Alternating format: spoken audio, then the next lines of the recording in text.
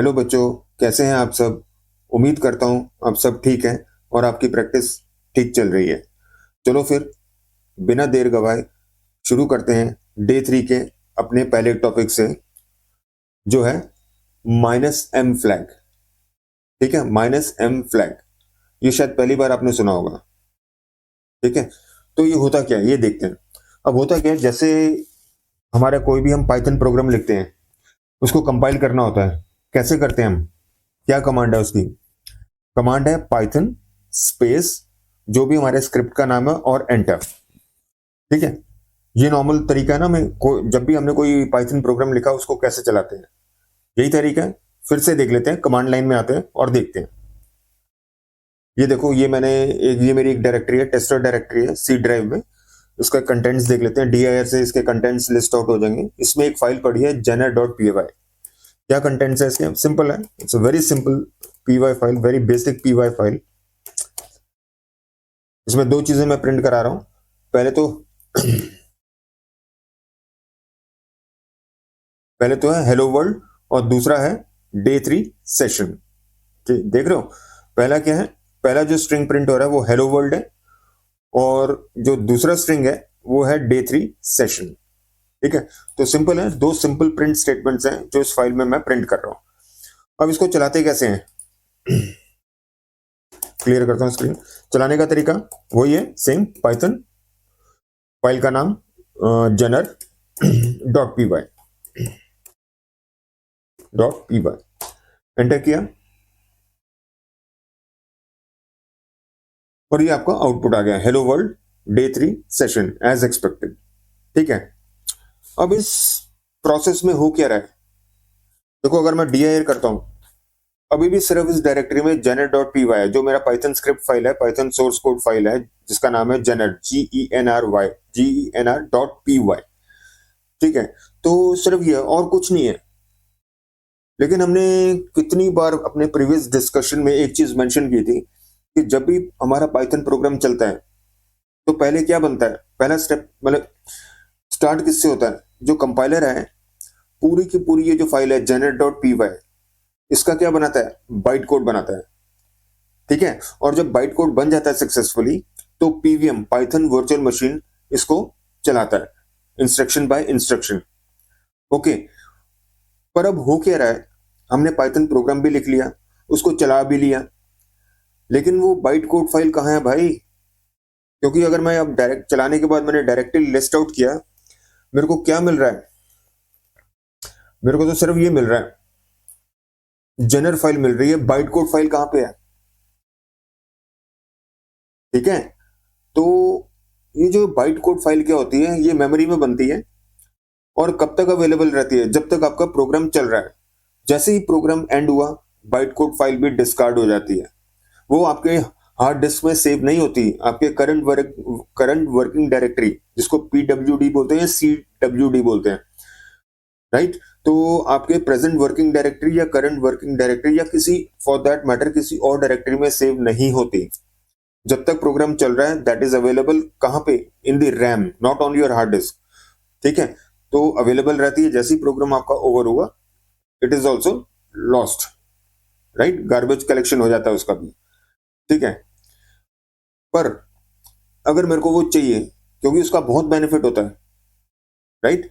एक byte code file मेरे पास होने का क्या बेनिफिट है? क्योंकि एग्जीक्यूशन से पहले जितने भी हाउसकीपिंग इंस्ट्रक्शंस हैं, जैसे मान लो उसका एएसटी बन रहा है, उसकी सिंटेक्स चेकिंग हो रही है, क्योंकि बाइट कोड कब बनता है? ये जो साइकिल है ये कंप्लीट होता है। जैसे आपने कोई ये चलाया पाइथन, आपने लिखा ना ये कमांड पाइथन प्रोग्राम का नाम, ठीक है, तो कैसे चलता है आपका? तो पहले क्या होगा, प्रोग्राम आपकी पहले ही उसकी होगा सिंटेक्स चेकिंग होगा, एएसटी ट्री बनेगा। ठीक है, एएसटी जैसे बताया था, एब्स्ट्रैक्ट सिंटेक्स ट्री, एएसटी बनेगा।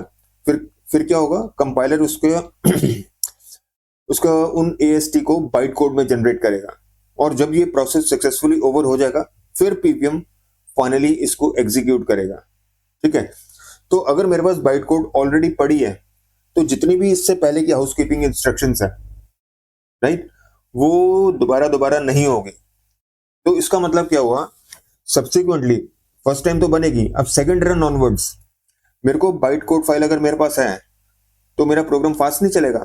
बिल्कुल चलेगा, क्योंकि जो पहले की जो प्रोसेसिंग है, जो स्टेप्स हैं, वो ऑलरेडी हो चुके हैं, क्योंकि उन्हीं से तो बाइट कोड फाइल बनी। अब मैं डायरेक्टली बाइट कोड फाइल को पिक करूंगा, पीवीएम से उसको चला दूंगा, तो मेरी प्रोसेसिंग कितनी फास्ट हो जाएगी, राइट? तो अब देखते हैं कि ये बाइट कोड फाइल बनती कैसे है, राइट? आते हैं अपने स्लाइड पे। तो ये देखो यहाँ पे मैंने क्या लिखा हुआ है, वे 1, पहला तरीका जो नॉर्मली हम करते हैं, अभी तक करते आ रहे थे, राइट? इसमें क्या होता है, टेम्पररी बाइट कोड, राइट? तो होता क्या है, if we run the script directly, जैसे ये कमांड मैंने बताई थी आपको, और जैसे हम इसको यूज कर रहे हैं, राइट, रेगुलरली इसको यूज कर रहे हैं अपना किसी भी पाइथन प्रोग्राम को चलाने के लिए, पाइथन फाइल का नाम, ठीक है? ये जो बाइट कोड है ना, it is created in the memory for execution, ठीक है? सिर्फ एग्जीक्यूशन के लिए मेमोरी में क्रिएट होती है, and it is not saved as a file on disk, ठीक है? तो जितनी बार भी हम अपने ट्रेडिशनल वे में चला रहे हैं पाइथन प्रोग्राम, जो बाइट कोड फाइल है वो सिर्फ मेमोरी में बन रही है till the time the execution is going on. The moment the execution is over, right, it will be discarded, right? It won't be available, it won't be saved on your hard disk, ठीक है? तो अब उस तरीके पे आते हैं, वे 2 पे आते हैं, जिससे हम अपनी फाइल बना सकते हैं, ठीक है? तो ये देखो, इसकी ये कमांड है, ये कमांड आपको चलानी पड़ेगी, py-m py_compile, और ये फाइल का नाम, राइट? अब इसमें क्या है, m का मतलब क्या होता है, मॉड्यूल, और ये क्या है, ये आपकी मॉड्यूल फाइल है, और ये क्या आपकी, ये जो आपने पाइथन प्रोग्राम लिखा था, राइट? तो ये मेरी फाइल है, ये पाइथन की फाइल है, और ये कौन सी फाइल है, मॉड्यूल। मॉड्यूल मैंने पहले भी बताया था, it's a collection of classes, functions and variables, plus executable statements भी होती हैं, और भी बहुत कुछ होता है, लेकिन मोटा मोटा, राइट, क्या होता है, a module consist of classes, functions, variables and executables, ठीक है? ये सारे इसके कोर कंपोनेंट्स होते हैं, ये चारों जो मैंने लिखे हैं, बताए हैं अभी आपको, classes, function, variables and the executables, ये 4 आपके कोर कंपोनेंट्स होते हैं किसी भी मॉड्यूल फाइल में। और ये जो मॉड्यूल फाइल है, इसका पूरा नाम क्या है, इसका पूरा नाम है py_compile।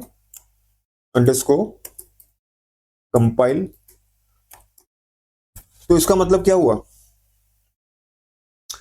कोई भी मॉड्यूल फाइल है वो भी अपने आप में एक पाइथन फाइल ही है, क्यों? क्योंकि उसकी एक्सटेंशन क्या है, py। तो मॉड्यूल फाइल की भी एक्सटेंशन py होती है, right? Even though it consist of classes, functions, variables, executables, ठीक है? लेकिन होती क्या है, it's just another Python file, okay? तभी ये m क्या होता है, ये m फ्लैग क्या बताता है, मॉड्यूल फाइल क्या बोलता है, इस मॉड्यूल को रन करो एज ए स्क्रिप्ट फाइल, जो अभी तक हम कर रहे थे, कैसे, इस ऑप्शन से, Python my file name, right? हम अभी क्या चला रहे थे, अपनी फाइल चला रहे थे, लेकिन अगर हमें मॉड्यूल फाइल चलाना है तो उसका क्या तरीका होता है, हमें फ्लैग लेना पड़ेगा -m, the name of the module file, right? और ये जो हमारी फाइल है, it will be passed as an argument, इसको बोलते हैं कमांड लाइन आर्ग्यूमेंट। तो ये क्या होगा, ये चीज इसको कैसे यूज होगी, as an argument to this file, module file, right? तो मैं इफेक्टिवली चला रहा हूं मैं, I am running this module file as a script file, right? और ये इसका इनपुट है, इस मॉड्यूल का ये जो फाइल है इसका इनपुट है, राइट? तो ये जो py.compile है, it works on this file, okay? तो अभी क्या चल रहा है, पहले क्या चलता था, डायरेक्टली हमारी स्क्रिप्ट फाइल चलती थी, अब क्या चल रहा है, I am running this module file, right, which is taking demo.py as command line arguments, ठीक है? चलो ये देखो, वे 2, saved bytecode file, राइट? To generate the bytecode file we use ये वाली स्टेटमेंट जो अभी हमने डिस्कस की है, ठीक है? तो -m ऑप्शन क्या कहता है, tells the Python to run the specified module file, right, as a script file, right? और इस केस में क्या कर रहा है, इसको चला रहा है मॉड्यूल फाइल को, right, with scr.py as an argument. तो हमारी जो पाइथन फाइल है, it is being taken as an argument for which module file py underscore compile dot py, right? You are getting the point? ठीक है। तो चलो अब आते हैं इसमें अपने डॉस प्रॉम्प्ट, अपने सीएमडी प्रॉम्प्ट में आते हैं। मेरे से पता नहीं क्यों डॉस, पहले डॉस होता था, उसको अब सीएमडी बोलते हैं, तो मेरे मुंह से वही निकलता, पुरानी चीजें याद आ रही है। तो हमारे सीएमडी प्रॉम्प्ट में हम आ गए, ठीक है। इसमें जैसे फिर दोबारा इसको सीएलएस कर देते हैं, क्लियर कर देते हैं स्क्रीन को, सीएलएस, राइट। फिर लिस्ट आउट करते हैं कंटेंट्स को। अब इसको, इसका बनाते हैं बाइट कोड फाइल, ठीक है। तो बाइट कोड फाइल बनाते हैं Python -m, sorry what I am typing, Python -m module file का नाम, क्यों -m फ्लैग है ना, module file, which module file py underscore compile. और मेरी सोर्स फाइल कौन सी है, जेनर.py। तो ये it will be taken as a command line argument for which module file py underscore compile dot py, right. Command clear है? दोबारा देख लो कमांड क्या है, पाइथन -m, ये मेरे मॉड्यूल फाइल का नाम और ये मेरी सोर्स फाइल का नाम, ठीक है जी। तो मारते हैं enter, let's see what happens. ठीक है जी, हो गया, ये स्टेप चल गया हमारा। तो देखते हैं अब हमें क्या मिला। dir करता हूं, dir से पता लगता है ना, लिस्ट आउट द कंटेंट्स। पहले क्या था, आप जरा ध्यान से देखो, पहले डायरेक्टरी में क्या क्या था हमारे, सिर्फ एक ही फाइल थी और कुछ नहीं था, मेरी सोर्स फाइल पाइथन की, राइट। चलो अब देखते हैं, dir करके एंटर किया, कुछ नया दिखा, दिखा, क्या दिखा, ये देखो, एक ये फाइल बन गई है, एक फोल्डर बन गया है, ठीक है। ये अंडरस्कोर पाई कैशे, ये फोल्डर बन गया हमारा, ठीक है। ये होता क्या है, इसको ये जो लिखा हुआ है ना, ये सिंगल अंडरस्कोर नहीं है, ये डबल अंडरस्कोर है, ऐसे एक, अभी one second, let me type it out, एक और दो, ठीक है। ये दो अंडरस्कोर्स हैं, उसके बाद पाई कैशे है, सॉरी मिस स्पेलिंग। फिर उसके बाद एक, दो, देखने में एक अंडरस्कोर लग रहा है, लेकिन है क्या, ये दो। इनको टेक्निकली क्या बोलते हैं, अभी आगे जाके हम करेंगे, इनको डंडर बोलते हैं। डंडर मींस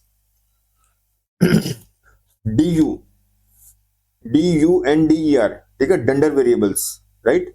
डबल अंडरस्कोर, डी पहला डी डबल और अंडरस्कोर, ठीक है, क्योंकि ये दो अंडरस्कोर्स हैं, डबल अंडरस्कोर्स, इनको डंडर वेरिएबल्स बोलते हैं, ठीक है। तो वो देखेंगे अभी, एडवांस पाइथन में आता है, अभी डोंट वरी, सिर्फ ये इंट्रोडक्शन है इसका, ठीक है। ये क्या होते हैं डबल अंडरस्कोर वाले, जो प्रीफिक्स भी डबल अंडरस्कोर से होते हैं और सुफिक्स भी डबल अंडरस्कोर से होते हैं, राइट। एक स्पेशल ये वेरिएबल्स होते हैं, ये स्पेशल फाइल्स होती हैं आपकी, राइट। चलो अब बॉटम लाइन क्या है कि पहले सिर्फ कुछ नहीं बना था, लेकिन इस स्टेप में क्या बना, मेरा पाई कैश बन गया, एक डायरेक्टरी, ठीक है। देखते हैं इसमें क्या है, सीडी करके डबल अंडरस्कोर ऊपर कर देता हूं मैं, let me clear out the screen, CD, right, double underscore. आगे हम इस सब फोल्डर में आगे लिस्ट आउट करना कंटेंट्स टू dir। क्या बना भाई साहब, भाई जी ये बन गई फाइल आपकी जेनर क्या है, मेरे सोर्स फाइल का नाम, उसके आगे क्या लग गया, सी पाइथन 314.pyc, राइट। ये आपकी बाइट कोड फाइल है भाई, this is your byte code file, right. ये स्टोर हो गई आपकी हार्ड डिस्क में, राइट।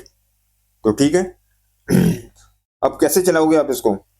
और एक चीज और देखो, ये देखो 314, ये बताता है कि किस वर्जन को यूज करके बाइट कोड फाइल बनी है। हमारा कौन सा वर्जन है करंट, 3.14.0, ठीक है। तो इसका ये जो नेमिंग जो कन्वेंशन है इस तरह होता है, जो भी आपका सोर्स फाइल का नाम है .cpython -314, जो भी वर्जन है, अगर आपका 311 है तो 311 हो तो 311 आ जाएगा, 25 है तो 25 आ जाएगा, जो भी आपका करंट पाइथन वर्जन जो इसने यूज किया है, राइट, वो आ जाएगा। और उसकी एक्सटेंशन क्या होगी बाइट कोड फाइल की, pyc, ठीक है। तो अब इसको चलाएंगे कैसे, वो देख लो। आपको चलाना पड़ेगा वो सिंपल, बस पाइथन, ये जो भी नाम है उसका, जेनर.c Python -314.pyc। Here you are getting the same output as you were getting earlier, right? The same output which you earlier got, the same output you are getting out here, right? So there is no difference. The only difference is now you are directly running the bytecode file. Earlier, what was happening? The bytecode file was getting created in the memory and it was getting executed, right? But here you are making it execute, right? You are creating a bytecode file, you are making it, or you are basically executing that bytecode file. ठीक है, that's it.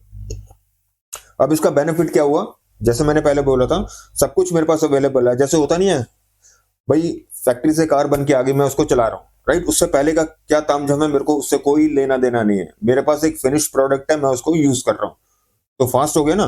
अगर मैं car manufacture करने चले जाता, उसकी assembly करता और फिर कार शोरूम में आती, फिर मैं उसको बाय करता और लेकर जाता, कितना तामझाम था तब, राइट? अब क्या, डायरेक्टली फिनिश प्रोडक्ट मेरे को मिल गया, लाइफ मेरी बहुत ईजी है, मेरे को बस उसको यूज करना है. ठीक है. हाँ, लेकिन अगर कुछ आप चेंजेस करोगे तो फिर आपको वही सारा फिर दोबारा बाइटकोड फाइल बनानी पड़ेगी, अपडेटेड बाइटकोड फाइल आपको बनानी पड़ेगी. ठीक है. जैसे देखो, फॉर एग्जांपल आते हैं वापस बाइटकोड फाइल में. पीछे आ जाओ, cd डॉट डॉट. अब हम रूट डायरेक्टरी में आ गए, जहां पे हमारी फाइल पड़ी है, ये रही जनरल फाइल. ठीक है, इसको एडिट कर लो. Notepad general dot P Y. ठीक है. अभी तक ये दो स्टेटमेंट से एक और ऐड कर लो, राइट? या हम इसको ही एडिट कर लो, हेलो वर्ल्ड की तरह. हेलो वर्ल्ड की जगह आप लिख दो हाई. ठीक है, मॉडिफाई हो गया. और यहाँ पे कुछ स्टेटमेंट लिख दो, से a इज इक्वल टू से 10 और प्रिंट a.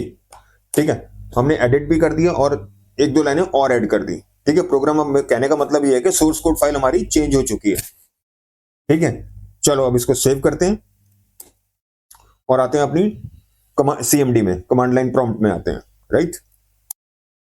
तो देखो यार, हम आगे अपने सीएमडी प्रॉम्प्ट में आ गए. अब देखो एक चीज है, हमारी बाइटकोड फाइल अभी वैसी की वैसी है, इंटैक्ट है. अब ये चेक कर रहे हैं कि भाई इसमें कोई चेंजेस तो नहीं हो गए जो मैंने अभी किए थे, क्या वो सारे चेंजेस इसमें आ गए हैं? नहीं आएंगे, क्योंकि मैंने बनाई नहीं ना फ्रेश बाइटकोड फाइल. कहां बनाई है? चलो एक बार चेक कर लेते हैं, चला के देख लेते हैं. डायरेक्टरी में चलते हैं, उसी पी वाई कैशे डायरेक्टरी में जाते हैं. ठीक है, dir कर लो और रन करो इसको, बाइटकोड फाइल को. 1 सेकंड, मैं क्लियर कर दूं पहले screen. Python, what was the name यार, मैं दिखा देता हूं क्या नाम होता है उसका. जेनर डॉट सी पाइथन, उसका version dot P y c. फिर भी मैं आपको दिखा देता हूं ताकि क्लियर रहे, सब कुछ आपकी आंखों के सामने हो, right? Dot c Python hyphen 314.pyc. अभी देखो ये पूरा ओरिजिनल आउटपुट आ रहा है आपका. ठीक है, जो पहले आ रहा था वही आ रहा है. वो जो हमने कुछ मॉडिफिकेशंस किए हैं वो नहीं आई, राइट? वो चेंजेस यहाँ पे इनकॉर्पोरेट नहीं हुए, इंक्लूड नहीं हुए. वो कैसे होंगे? जब मैं अपडेटेड बाइटकोड फाइल बनाऊंगा. चलो बनाते हैं फिर. वापस चलो रूट डायरेक्टरी में. ठीक है, ये आ गया. कैसे बनाओगे, क्या कमांड थी, रिकॉल कर लेता हूं, या चलो टाइप कर लेते हैं यार. Python -m, right? -m कौन सी मॉड्यूल फाइल? py_compile, right? और फिर हमारी सोर्स फाइल का क्या नाम है? general.py. ठीक है, हिट एंटर. ठीक है, बन गई हमारी फाइल. अब ये हमारी अब इस एग्जीक्यूशन से हमारा क्या बना? Bytecode file. हमारी फ्रेश अपडेटेड बाइटकोड फाइल बन गई, राइट? चलो चलते हैं, इसको एग्जीक्यूट करते हैं डायरेक्टरी में. File by cash. ठीक है, ये नहीं हमारी बाइटकोड फाइल. चलाते हैं इसको. पाइथन, सॉरी,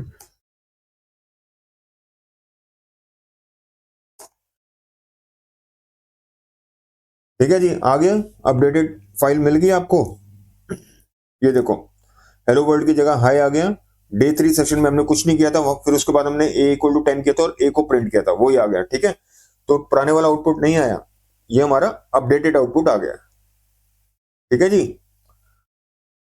तो मेरे हिसाब से अब हमने समझ लिया है, राइट? अगर हमें बाइटकोड फाइल बनानी है राइट, और अपना प्रोग्राम एग्जीक्यूशन सब्सिक्वेंटली फास्टर रखना है, तो वो कैसे करोगे? अपना मॉड्यूल फाइल को यूज करके py_compile, ठीक है, ऐसे। हाँ ठीक है, चलो यही प्रोसेस है आपका। थोड़े से एडिशनल एक नोट्स देख लेते हैं इसी से रिलेटेड, ठीक है, चलो। अब ये देखो जो पहला नोट है, पहला नोट 1 इसी के बारे में है। अब ये है कहाँ पे, राइट?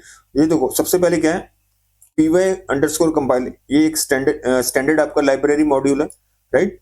और ये क्या है, प्योर पाइथन कोड है, ध्यान रखना, तभी उसकी एक्सटेंशन .py है, राइट? प्योर पाइथन कोड है, राइट? और कोई लैंग्वेज इसमें यूज नहीं है, ना सी ना जावा। और इंटरनली इसका नाम क्या है, जो मैं आपको पहले बोल चुका हूँ, py_compile.py। और विंडोज पे कहाँ मिलती है, ये देखो, ये लोकेशन है इसकी, विंडोज प्रोग्राम फाइल्स पाइथन 314 लिब फाइल में, ये देखो, ये रही आपकी फाइल, ठीक है, ये रही आपकी फाइल, यहाँ पड़ी। अगर आपको ये देखना है, आप खोल के देख सकते हो, ये आपकी पाइथन फाइल है, राइट? ये प्योर पाइथन कोड में लिखी गई है और कोई लैंग्वेज नहीं यूज की, ठीक है, तो देख लेना भाई। तो ये हो गया पहला नोट, राइट? अब चलते दूसरे नोट पे। -m का क्या मतलब होता है, वो मैंने जैसे आपको बताया था, ये कमांड लाइन ऑप्शन है, या फ्लैग भी बोलते हैं, to the Python interpreter, right? तो run the library module as a script. तो -m क्या बोलता है इंटरप्रेटर को, run the library module py_compile as a script file, जैसे कि हम नॉर्मल अपनी स्क्रिप्ट फाइल चलाते हैं, ठीक है। अब होता क्या, what happens when you right, अब जब ये आपने कमांड इशू की, पाइथन -m py_compile, जैसे डेमो, कोई भी नाम हो सकता है, हमारे केस में general.py था या demo.py, कोई भी यूजर डिफाइंड फाइल, कोई भी पाइथन फाइल हो सकती है। तो अब क्या क्या होता है जब ये कमांड चलती है, वो देखते हैं। ये देखो ये आ गया step by step execution. Python interpreter शुरू होगा आपका चलना, लॉन्च हो जाएगा, देखेगा कि -m फ्लैग दिया हुआ है, तो क्या करेगा, it will search for this module. और सर्च का जो क्राइटेरिया होता है ना, इस तरह करता है डिफॉल्ट, ये आपको टेंशन लेने की जरूरत नहीं, ये इंटरनल्स है। बिल्ट इन मॉड्यूल में ढूंढेगा py_compile को, अगर वहां नहीं मिली तो स्टैंडर्ड लाइब्रेरी में जाएगा, नहीं मिली तो सिस पाथ में, अगर वहां पे भी नहीं मिली तो कह देगा मॉड्यूल नॉट फाउंड, तब तो ऑब्वियसली एरर आ जाएगा, जब फाइल मिली नहीं तो गाड़ी आगे कैसे चलेगी, राइट? एग्जीक्यूशन कैसे आगे बढ़ेगी, राइट? ठीक है, तो मिल गई, तो इसको लॉन्च करेगा, py_compile.py को लॉन्च करेगा। अब क्या करेगा, एग्जीक्यूट करेगा as if you were running it like a script file, right? मतलब इसका कहने का मतलब है, जैसे हम नॉर्मल अपनी स्क्रिप्ट फाइल्स एग्जीक्यूट करते हैं, इसको भी वैसे ही एग्जीक्यूट करेगा, राइट? अभी तक हमारा क्या हो रहा था, हमारी सिर्फ हमारी क्रिएटेड फाइल्स चल रही थी, अब क्या हम चला रहे हैं, inbuilt files, inbuilt module file, right? तो उसको चलाने का ये सारा ये प्रोसेस है। और फिर क्या करता है, पासेस डेमो, जो भी हमारी स्क्रिप्ट फाइल है, as an argument to that module, ताकि उसके ऊपर वो काम कर सके, उसका बाइट कोड बना सके, ठीक है? तो ये सारी वर्किंग है, ओके, ये ध्यान से देख लेना, नोट कर लेना, make a note of this thing, right? Python interpreter को लॉन्च, पहले सबसे पहले पाइथन इंटरप्रेटर आपको लॉन्च होगा, -m फ्लैग को रीड करेगा, राइट? फिर उसको पता है कि कौन सी मॉड्यूल फाइल, ये वाली फाइल, तो उसको सर्च करेगा, ये आपके सर्च पाथ्स हैं, पहले बिल्ट इन में जाएगा, फिर स्टैंडर्ड लाइब्रेरी में जाएगा, ये भी हम सारे देखेंगे, बिल्ट इन मॉड्यूल कौन सी, स्टैंडर्ड लाइब्रेरी कौन सी होती है, और सिस पाथ तो हम देख चुके हैं, राइट? और फिर उसको मिल गया तो उसको लॉन्च करेगा, लोड करेगा और एग्जीक्यूट करेगा as if you are running a script file, क्योंकि actually it's not a script file, it's a module file which is being run as a script file using the -m flag, ठीक है?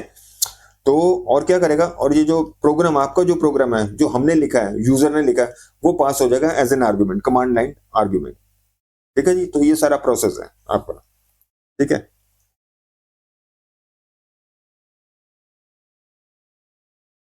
और जैसे कि मैंने आपको पहले बोला था, फिर एक बार just take a note of this कि मॉड्यूल फाइल क्या होती है, ठीक है? Module file is a file that contains Python code such as, कौन कौन सा, वेरिएबल्स हो सकते हैं, फंक्शंस हो सकते हैं, क्लासेस हो सकते हैं और एग्जीक्यूटेबल्स, ये चार इसकी कोर एलिमेंट्स हैं। बाकी और भी कुछ मेटा डेटा होता है, राइट? उसमें नहीं जाना, हमें नहीं जाना, राइट? वो तब जाएंगे जब मॉड्यूल वाला चैप्टर हम पढ़ेंगे, क्लास वाला चैप्टर पढ़ेंगे तब। राइट नो ये इतनी डिटेल में जाने की जरूरत नहीं है हमें, just we need to understand what is the module file, what it contains. It contains variables, functions, classes and executables. अब देखो मैंने एक ना सैंपल फाइल बनाई है जिसका नाम है मॉड्यूल फाइल बनाई है जिसका नाम है mathutils.py। अब सिर्फ आपको एक डेमो देने के लिए, राइट, कंफ्यूज नहीं होने का, बस एक मैं आपको सिंपल दिखा रहा हूं कि जब आप मॉड्यूल फाइल एक्चुअली बनाओगे how will it look like, right. तो उसका एक बिल्कुल एक समझ लीजिए कि टेम्पलेट है। This is how the module file will look like, right, when actually you start to write the modules. ठीक है। अब मैंने क्या बोला था, उसमें वेरिएबल्स होते हैं, है वेरिएबल इसमें, कौन सा वेरिएबल, पाई। पाई की वैल्यू क्या होती है 3.14। और इसका नेमिंग कन्वेंशन देख रहे हो, ये मैंने ये बड़े में क्यों लिखा, क्यों लिखा बड़े में, याद है पिछले डे 2 सेशन से नेमिंग कन्वेंशंस आइडेंटिफायर्स के, ये क्या है, कांस्टेंट, राइट, अपर स्नेक केस, राइट, अपर स्नेक केस, अपर स्नेक केस में भाई। और वो किसके लिए रिकमेंडेड है, सजेस्टेड यूज केस क्या है, जाके चेक करना वीडियो, कांस्टेंट्स के लिए, अपर स्नेक केस कांस्टेंट्स के लिए, इसीलिए मैंने ये यूज किया। ठीक है, पाई इज इक्वल टू 314, ये आपका वेरिएबल हो गया। ठीक है जी। और ये देखो ये फंक्शन है, तो मॉड्यूल में आपका फंक्शन भी होता है, फंक्शन इस तरह लिखते हैं। ठीक है, इसी तरह ये क्लास हो गई आपकी, ये क्लास हो गई, क्लास इस तरह लिखते हैं, राइट। और ये आपका एग्जीक्यूटेबल आ गया, right. All of this together makes one module.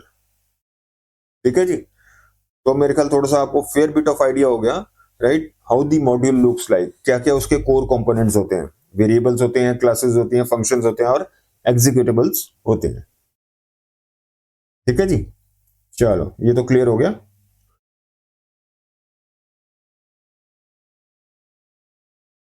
चलो हम आते हैं अपने टॉपिक नंबर 2 पे, इन टाइप्स। अब ये जो इन टाइप है ये हम ऑलरेडी पहले देख चुके हैं, राइट, डिस्कस भी कर चुके हैं। क्योंकि जैसे पाइथन में जो न्यूमेरिक वैल्यूज हैं वो कितने कैटेगरीज में फॉल करती हैं, 3 डेटा टाइप्स में फॉल करती हैं। पहला है इंट, फिर दूसरा फ्लोट और तीसरा कॉम्प्लेक्स। देखो यहाँ पे लिखा हुआ है int data type, float data type और कॉम्प्लेक्स डेटा टाइप। ठीक है, तो अब देख लेते हैं इंटीजर डेटा टाइप्स। ये क्या होते हैं, ये होल नंबर्स होते हैं।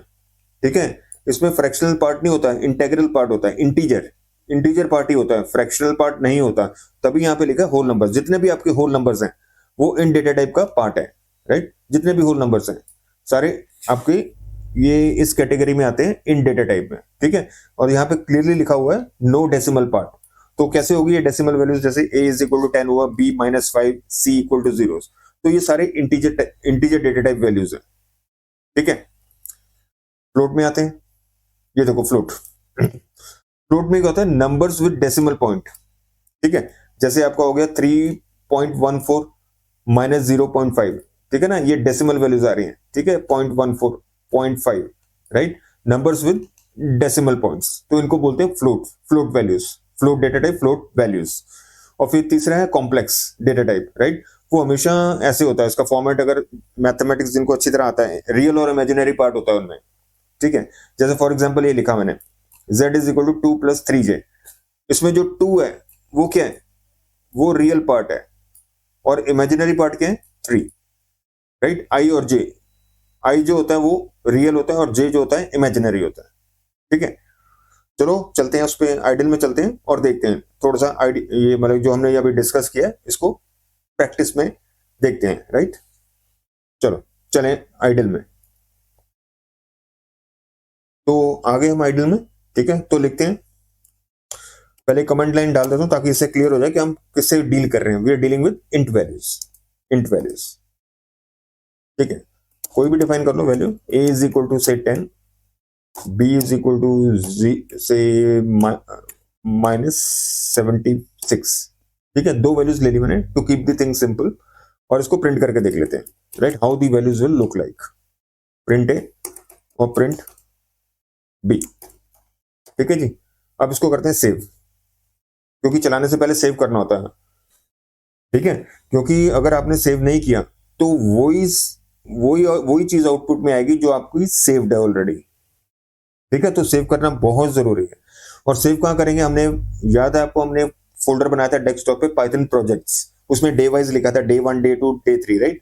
तो हम किसमें अब सेव करेंगे अपना सारा काम, डे 3, क्योंकि हम डे 3 सेशन में है। ठीक है, चलो चलते हैं डेस्कटॉप,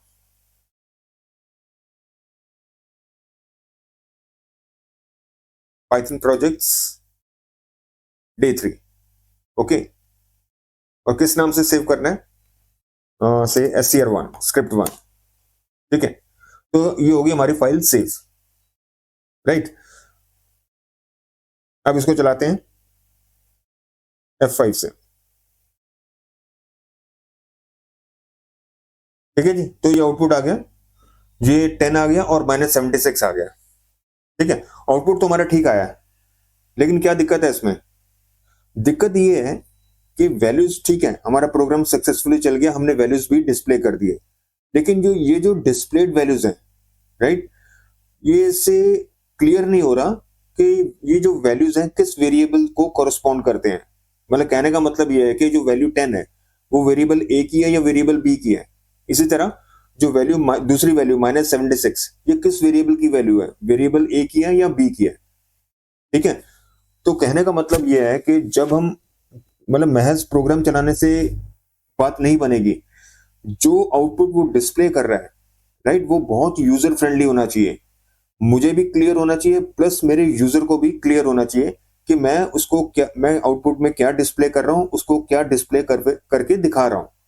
नहीं तो बहुत कंफ्यूजन हो जाएगी, भाई ये 10 किसकी वैल्यू है और -76 किसकी वैल्यू है, बिल्कुल इसका पर्पस क्लियर नहीं है। तो ये बहुत जरूरी है कि आउटपुट आपका फॉर्मेटेड होना चाहिए। ठीक है, तो करते हैं अपने आउटपुट को भी फॉर्मेट। हालांकि प्रोग्राम मेरा ठीक चल गया है, नो डाउट, पर कमी थोड़ी सी किसमें है, आउटपुट दिखाने में, राइट, उसका दिखाने का तरीके में कुछ कमी है, राइट। तो उसको पूरा करते हैं, प्रॉपरली अपना आउटपुट फॉर्मेट करते हैं। चलो इसको फॉर्मेट करते हैं, कैसे करेंगे, याद आ रहा है तरीका? स्ट्रिंग में लिखो A=A और B=B, इससे हमारी फॉर्मेटिंग काफी हद तक ठीक हो जाएगी। बिल्कुल क्लियर हो जाएगा कि ये जो वैल्यू डिस्प्ले हम कर रहे हैं ये किस वेरिएबल को बिलोंग करती है। ठीक है, चलो हो गया, A=A और B=B, इससे बिल्कुल पर्पस क्लियर हो जाएगा। ठीक है, कौन सी वैल्यू किस वेरिएबल को बिलोंग करती है। इसको सेव करो और फिर चलाओ F5 से।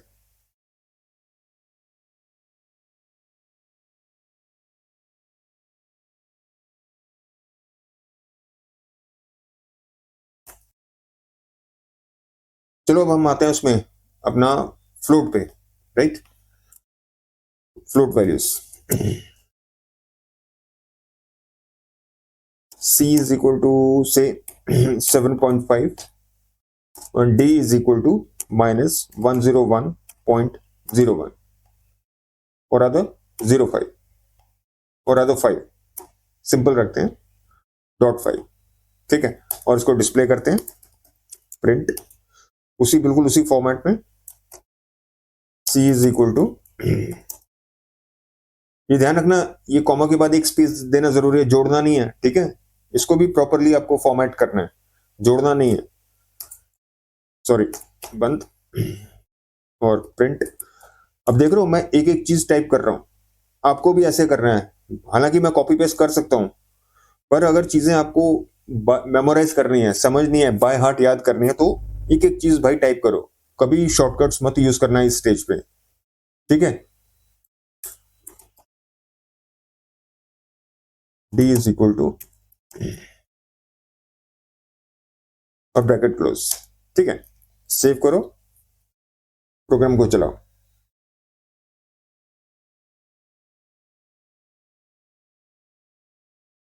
ठीक है, तो आपकी फ्लोट वैल्यूज भी आ गई।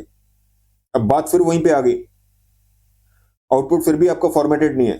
क्यों फॉर्मेटेड नहीं है? क्योंकि इंट वैल्यूज और फ्लोट वैल्यूज को आपने प्रॉपरली सेपरेट नहीं किया, एक ही मतलब जंबल्ड अप आ रही हैं, एक के बाद एक आ रही हैं, राइट। इसको भी आपको प्रॉपरली सेगमेंट करना होता है, आउटपुट को भी प्रॉपरली सेगमेंट करना होता है, ताकि ये पता लगे ये हिस्सा इस पार्ट का है और ये हिस्सा उस पार्ट का है। ठीक है, तो कैसे करेंगे, मैंने एक आपको स्टेटमेंट बताई थी, एक सेपरेटर लाइन कैसे डालते हो, देखते हैं। चलो,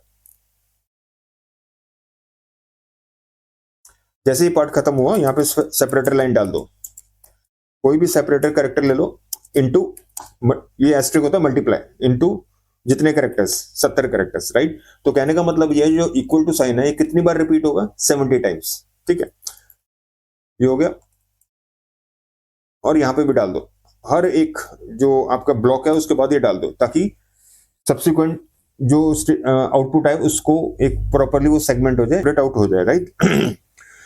ठीक है, तो प्रॉपरली सेपरेट आउट हो जाए चीजें। सेव करो, F5 करो,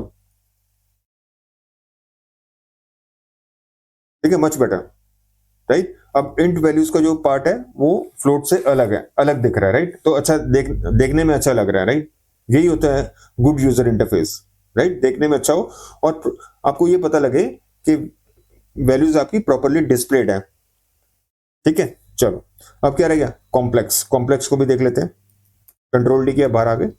अब कॉम्प्लेक्स पे आ जाते हैं। कॉम्प्लेक्स डेटा टाइप, सॉरी,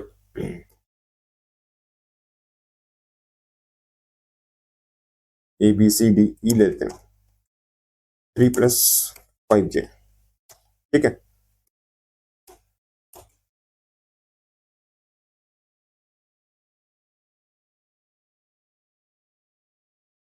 ठीक है, सेव करो, F5 करो, ठीक है। ये आपको कॉम्प्लेक्स नंबर आ गया।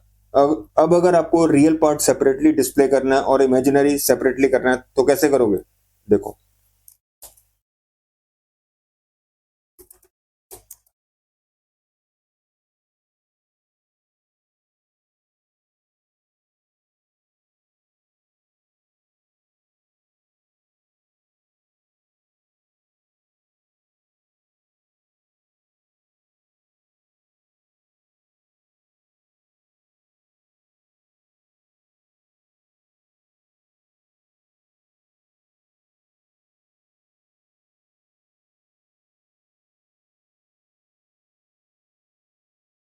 ठीक है, लेकिन मैंने कुछ वो गलती कर दी रही, जो इमेजिनरी है उसको वो ये रियल पार्ट लिख दिया, उसको रिपीट कर दिया, उसको ठीक नहीं किया था। तो करते हैं ठीक उसको,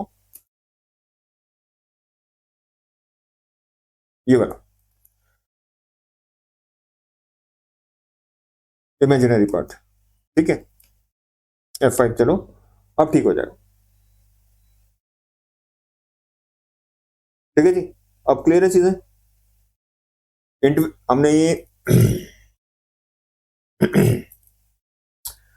ये इंट वैल्यूज देख ली, फ्लोट वैल्यूज देख ली और कॉम्प्लेक्स वैल्यूज भी देख ली, राइट। पूरी वैल्यू डिस्प्ले कर दी, रियल पार्ट भी अलग से दिखा दिया और इमेजिनरी पार्ट भी अलग से दिखा दिया, राइट। चलिए, तो ठीक है, ये तीनों तीनों पार्ट कवर हो गए हमारे। अब आते हैं इसका, इसी से रिलेटेड एक बहुत इंपॉर्टेंट चीज है ये, राइट। Memory requirement. कहने का मतलब ये है कि जो रियल वैल्यूज हैं और मेरी फ्लोट वैल्यूज हैं, ये मेमोरी में कितना स्पेस लेती हैं, ठीक है। क्योंकि सी लैंग्वेज में हुआ, जावा में हुआ, वो फिक्स लेती हैं 2 बाइट्स, जैसे शॉर्ट इंट हुआ, लॉन्ग इंट हुआ, राइट। 2 bytes, 4 bytes, 8 bytes. लेकिन पाइथन में सीन कुछ दूसरा है। मैं पहले भी डिस्कस कर चुका हूं आपको कि पाइथन में जो एलोकेशन होती है मेमोरी की, वो होती है arbitrary, right. Python int uses arbitrary precision. क्या मतलब है, it automatically it grows to accommodate larger values, ठीक है। और लिमिटेड किससे है, limited only by the available memory.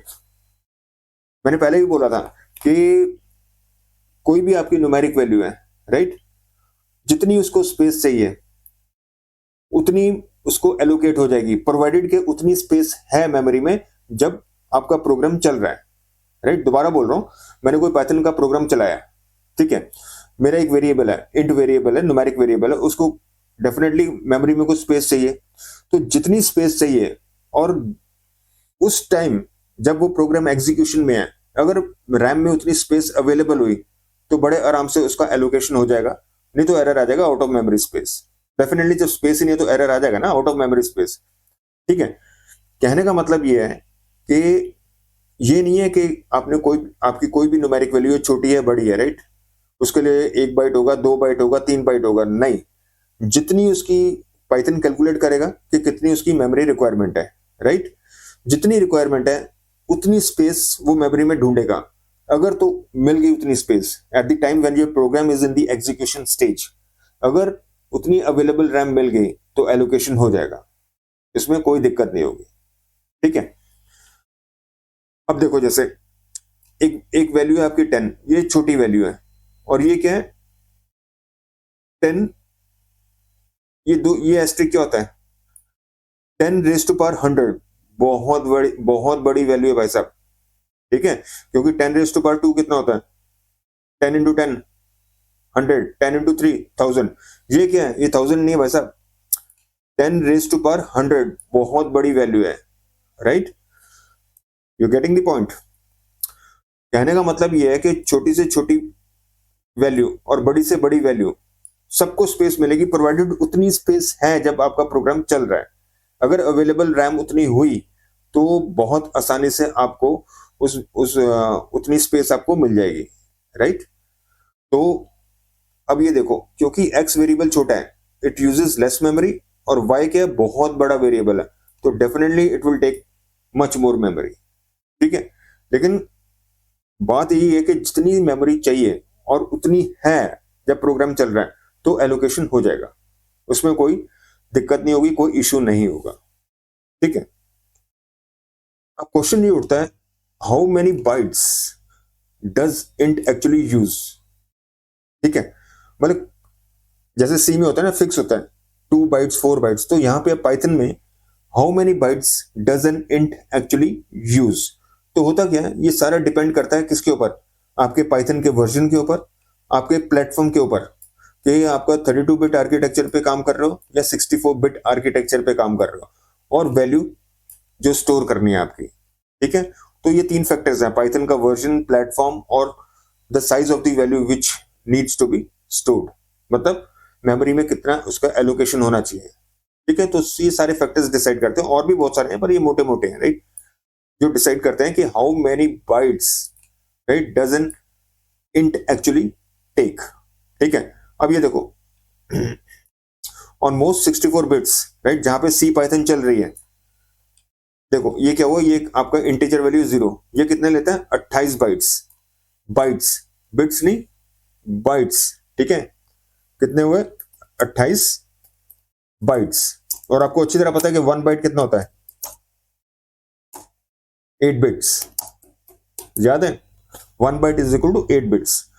तो आपकी जो वैल्यू, ये जो है आपकी वैल्यू 0, ये कितनी लेती है 28, वैल्यू 1 28, और ये जो कितनी बड़ी वैल्यू है 10 10 रेज़ टू पावर 10, इसके लिए बाइट, क्योंकि अब देखो वैल्यू बड़ी है तो स्पेस भी ज्यादा चाहिए होगी ना, तो उस केस में 32 बाइट्स एलोकेट हो जाएगा, पर आपको टेंशन लेने की जरूरत नहीं है, ये पाइथन इंटरनली करेगा, राइट। आपको ये टेंशन लेने की जरूरत नहीं है कि वैल्यू अगर इस रेंज में है तो उसको कितना बाइट एलोकेशन करवाना है, ठीक है, और वैल्यू अगर इस रेंज में है तो उसको कितना बाइट एलोकेशन हमें करवाना है, ये ऑटोमेटिकली बिहाइंड दी सीन्स हो रही है, आपको टेंशन लेने की जरूरत नहीं है, राइट। तभी Python is the most loved language, क्योंकि आपको इंटरनल्स पे नहीं जाना है, आपको पाइथन को बस बताओ कि मेरे को ये करना है, इंटरनल्स जो है, internal handling, behind the scenes जो प्रोसेसिंग हो रही है वो ऑटोमेटिकली हैंडल होगी, आपको जरा सा भी उस चीज का एहसास नहीं होगा, राइट। तो आपकी बिल्कुल स्मूथ सेलिंग होगी, आपको इंटरनल्स पे ध्यान देना ही नहीं, आपको किस पे ध्यान देना, हमें करना क्या है, क्या करवाना है, बाकी कैसे करना है ये पाइथन की हेडेक है, ठीक है, ये सबसे बेस्ट पार्ट है, तभी पाइथन को इजी बोलते हैं, क्योंकि इंटरनल्स बिल्कुल छुपा दिए गए हैं, राइट। इंटरनल आपको इवन मेमोरी का जो एड्रेस है, वेरिएबल का जो एड्रेस होता है, उससे भी आप खेल नहीं सकते, you can't extract that address, you can't basically manipulate that address, memory address आपको नहीं मिलेगा, सी प्लस प्लस में मिल जाता है, right. You can work with the internal address of the memory location, right. Python में नहीं होता, पाइथन में आप एलोकेट, मतलब पाइथन में आप प्रिंट कर सकते हैं, राइट, मेरा जैसे ये वेरिएबल ए है, राइट, उसका क्या मेमोरी एड्रेस है, लेकिन वो एक्चुअल एड्रेस आपको नहीं बताएगा, वो कुछ कैलकुलेटेड मैनिपुलेटेड एड्रेस बताएगा, ताकि आपको एक्चुअल एड्रेस ना पता, एक्चुअल एड्रेस आपको नहीं पता लगेगा, राइट। वो मैं बताऊंगा कैसे पता लगता है, how to display the address of the memory location of that variable, of that values rather, right. तो उस वैल्यू की जो मेमोरी एड्रेस है जहां पे वो स्टोर्ड है, right, what is the address of that value, right. लेकिन वो जो एड्रेस वो देगा जरूर, लेकिन कौन सा देगा, मैनिपुलेटेड एड्रेस होगा, राइट, मास्किंग होता है ना, मास्क करके देगा, आपको एक्चुअल एड्रेस नहीं पता लगेगा, सी प्लस में पता लग जाता है पर यहाँ पे नहीं होता, राइट।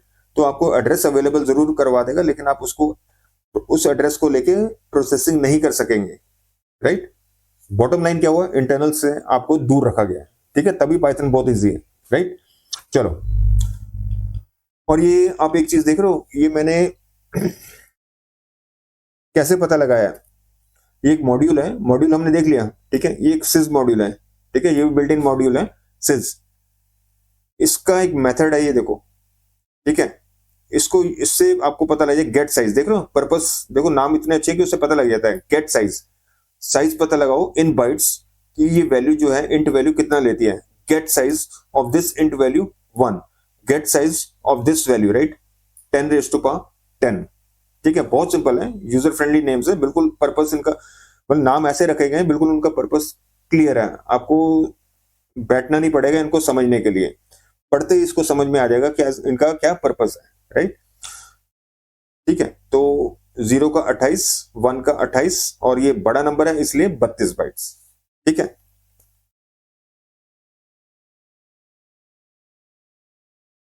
इसी तरह ये 10 रेज टू पावर 100 कितना हुआ, 60 बाइट्स, तो देख रहे हैं बाइट्स बढ़, जैसे जैसे वैल्यूज बढ़ रही हैं, तो उनका बाइट, उनको स्टोर करने के लिए जो बाइट्स चाहिए वो भी बढ़ रहे हैं, ठीक है। तो फाइनल टेक अवे क्या हुआ, Python int is dynamically sized and does not have a fixed number of bytes, right, ये सबसे इंपॉर्टेंट है, कोई फिक्स नंबर ऑफ बाइट्स नहीं होते, वैल्यू के साइज के हिसाब से बाइट एलोकेशन होता है, राइट, ताकि उस वैल्यू को आप मेमोरी में स्टोर कर सको, ठीक है जी। तो ये कोड है, ट्राई कर लेना, इंपोर्ट सिस, कई लोग पता क्या ये सोचते हैं सी में जैसे करते हैं ना, hash include stdio.h, header files include करते हैं, ये है उसी तरह, पर मतलब वर्क वैसे नहीं करता। इंक्लूड में क्या होता है, हैश इंक्लूड में क्या होता है, वो सारे कंटेंट्स कॉपी हो जाते हैं आपके सोर्स कोड में, इसमें ऐसा नहीं है। यहाँ इंपोर्ट का मतलब होता है ये मेमोरी में लोड हो जाएगा, राइट, प्रोग्राम में नहीं, कहीं इंक्लूड नहीं होगा, राइट, मेमोरी में लोड होगा, और आप फिर उसको यूज कर सकते हो, कैसे, उसके नाम से, नाम और उसके जो भी मेथड और फंक्शंस है उसके थ्रू यूज करेंगे, ठीक है। ये चीज आपके सोर्स कोड में इंक्लूड नहीं होगी, ध्यान रखना, ये जो सिस्टम, ये बिल्ट इन रूटीन्स हैं जो, राइट, बिल्ट इन मॉड्यूल्स हैं, इनका नहीं इंक्लूड नहीं होगा आपके सोर्स कोड फाइल में, ठीक है। तो गेट साइज ऑफ 10 ये ट्राई कर लेना सारा, ठीक है, और देख लेना कि क्या क्या बाइट्स एलोकेट हो रही है, राइट। तो ये नोट कर लो और खुद एक बार चला के देखना, या अगर आपको देखना तो मैं आपको चला के दिखा देता हूँ, ठीक है। चलो देख लेते हैं एक बार, खुद आइडल में जाते हैं और देखते हैं, ठीक है। चलिए अब नया प्रोग्राम बना लेते हैं, इसमें नहीं करना, न्यू फाइल, इसको सेव कर लेते हैं पहले, कंट्रोल एस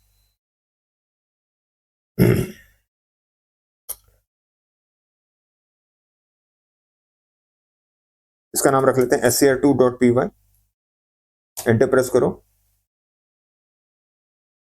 ठीक है, ये आपकी scr2 आ गई।